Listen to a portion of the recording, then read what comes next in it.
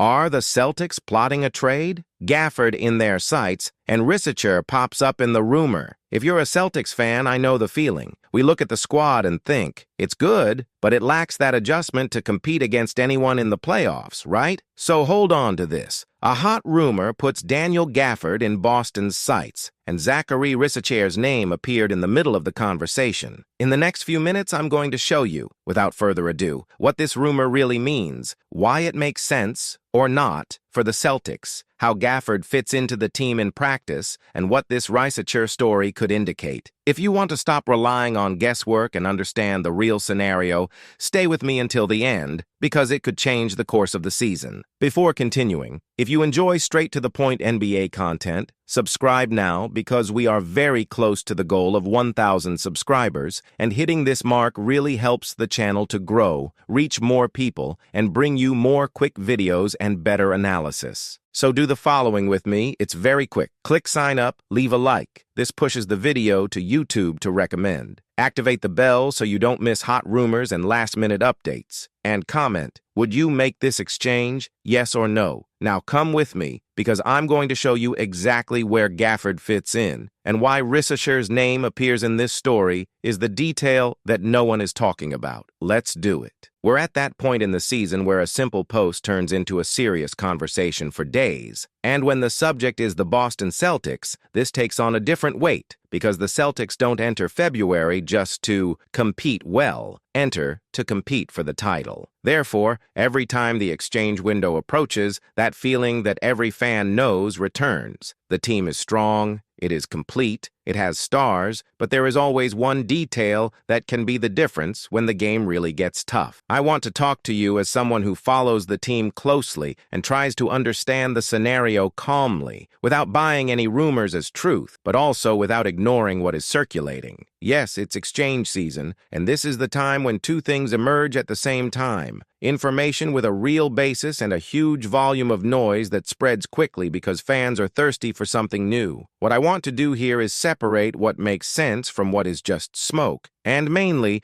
look at these names from the Celtics' point of view, not from the tweet that went viral point of view. It's natural for Boston to be linked to centers this season, not necessarily because the squad lacks quality, but because the type of basketball that decides the playoffs exposes details. When the series gets physical, when the opponent takes away the comfort of your attack, when you need a constant presence at the rim and someone who finishes with strength on the possessions that come from good defense, that's when the discussion about the big box comes back. The fans' pain comes from exactly this. We see the Celtics doing a lot of things well, but there is that silent question about who will hold the fire on nights when the game turns into a half-court battle and rebound. This is why pivot rumors gain so much traction. They talk with real anxiety. And then comes a name that started to appear more frequently, Daniel Gafford. Before anything else, one important detail is worth it. There are many people who present themselves as insiders and publish team calls with players every day, as if they were testing possibilities until something works. It's not always bad faith, but it's almost always excessive guesswork. So when I see a rumor coming from this type of source, I don't treat it as news. I treat it as a starting point for reasoning. The statement is not, Boston is negotiating with Dallas. The statement is, Boston is a team that would make sense to be linked to this player, close to the trade deadline.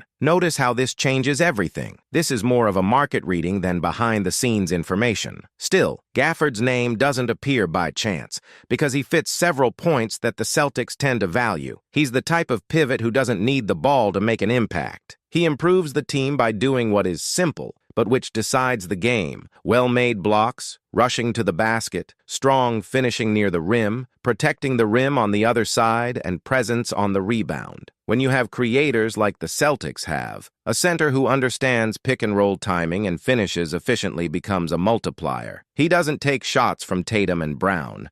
He turns those creations into easier points on certain possessions. And defensively, having someone who commands respect near the basket changes the way the opponent attacks. Even if he is not a monster every night, The simple fact that he exists as a threat to block and challenge alters the decision-making of those who infiltrate. Age also comes into play. One player, 27 years old, is in his physical prime, and if the contract is for multiple years, you are not renting a backup for a few months. You are making a choice that speaks to the core competitive window, and this is exactly where the dilemma that divides fans begins. Reinforcing now without compromising later, because later is expensive when the payroll is tight, and Boston lives precisely on that fine line where any movement needs to be carefully calculated. Another point that needs to be said, even if it is not the most comfortable, is that when a center with this profile appears as potentially available, you are hardly alone. If the market perceives value, there is competition, and competition changes the price. The Celtics' problem in this type of conversation is not seeing the fit, it's deciding how far it's worth going to beat other interested parties. This is where the discussion becomes serious, because it could mean giving up important assets, and Boston is not a rebuilding team that can make mistakes without consequences. Boston needs to improve intelligently because the margin for regret is smaller. And every time we talk about pivot, Zubac's name ends up coming up again as if he were the thermometer of what is expensive and what is fair. The logic is simple. If Zubac costs a lot, any pivot above a certain level also tends to inflate. And that's where that conversation about flexibility comes in, which many people think is abstract, but is extremely concrete. Flexibility means having paths. It means not being locked into a salary structure that prevents you from adjusting your roster when something changes. At the same time, there is a truth that the NBA teaches every year. A title cannot be won by keeping flexibility as if it were a trophy. At some point, you choose a path and fund that path. So the question is not flexibility or reinforcement. The question is this reinforcement worth the price of choosing this path now? If you look at Gafford as a fit, you can put together more direct scenarios with packages that involve pitching, compatible contracts, and smaller choices. In theory, it makes sense because teams like Dallas always evaluate spacing and pieces that complement the roster. A consistent shooter has real value because it opens up the court,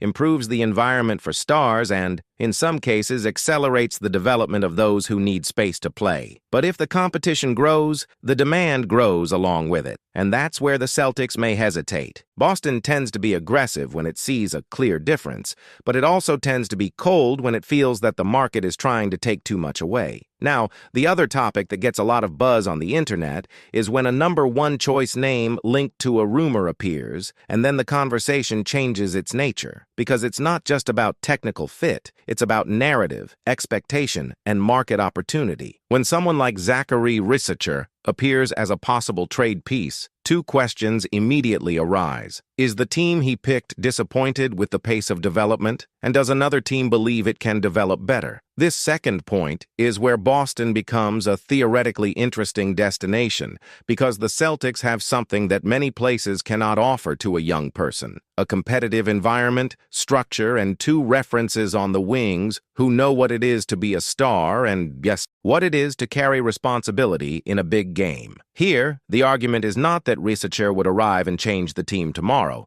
The argument is that a young talent, in the right context, can unlock in a way that he may not be able to in an environment where everything depends on him. Many players enter the league and already receive a load that does not match their moment of maturation. In Boston, a young person can learn without the obligation to be the solution. He can grow in silence, adjust his body, defensive understanding, decision-making, and gradually find space. This is often the difference between a player becoming a truly useful piece or becoming someone trapped in an eternal charge. But there is also a caution that I always have in this discussion. Fans fall in love with their names, and the NBA punishes those who fall in love with their names. The Celtics need to fall in love with context and value for money. If the price is too high, you are trading certainty for possibility, and possibility only makes sense when the risk is controlled. The conversation only becomes interesting if it is a market opportunity, that type of situation in which the acquisition value is lower than the player's potential. Otherwise, it becomes a movement that can compromise a lot for something that is not guaranteed. And that's where I want you to think with me very directly. If the Celtics make a move now, what is the real goal? Is it to reinforce to play playoff minutes this season? Or is it to look for a bet for the future that can flourish with time and structure? Trying to do both in the same package tends to be expensive and messes up the rotation. Sometimes the most inconvenient decision, smart, is choosing a priority and making a move in line with it. In the end, what I think is most honest is this. Gafford makes sense as a fit because he delivers energy, presence at the rim, efficiency, and a profile that matches what Boston needs at certain times. Zubac appears as a market and price reference because if Boston doesn't want to pay too much for a center at that level, that says a lot about the type of move the team is willing to make. And Risacher represents opportunity, not certainty, and this difference completely changes what you should accept to deliver for him.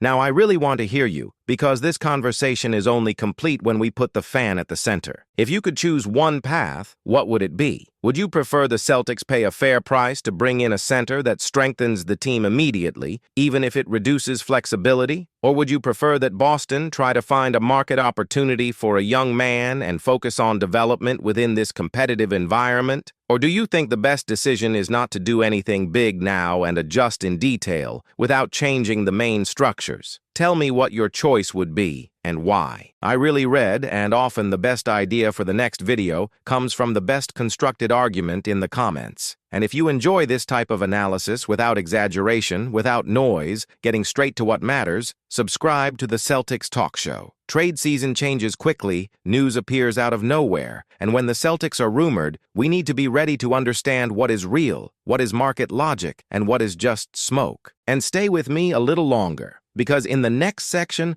I want to show you something that almost no one explains properly. It's not just having a better pivot. It's how a pick-and-roll finishing center changes the type of shot that the Celtics start to generate, changes the way the opponent defends Tatum and Brown, and, in detail, changes the way the team has to resolve difficult possessions. It is in these small differences that a good team becomes a champion team. And now I want to close with a very clear idea. Exchange season is not about changing for the sake of changing. It's about seeing the detail that separates a very good team from a champion team. And the Celtics are exactly at that point. When the game gets heavy, when the series turns into chess and each possession is worth its weight in gold, it's not whoever has the most hype who wins, whoever has the most answers wins. And that's why these rumors matter. Because if Boston nails one play, it could raise the team's ceiling. If you make a mistake, you can hand over a margin to your rivals at a time when there is no margin. So I ask you, looking you in the eye, if you were Brad Stevens today, would you move now to strengthen the bottle and protect the rim? Or would you hold on to the assets and bet on continuity? Because the truth is that the window is open and the entire league knows it. And when the entire league knows, every movement becomes a behind-the-scenes war. Now, if you really want to understand what makes sense and what is just noise, with analysis, context, and scenario, go to the pinned comment and click on the Celtics Analysis playlist. It's ready for you to marathon and get ahead of everyone when the next bomb goes off. And leave your support here. Subscribe to the channel, leave a like, and activate the bell, because when this soap opera of exchanges accelerates, I will bring everything explained, and with what really matters. The next move could change the course of the season, and you'll be here to understand before anyone else.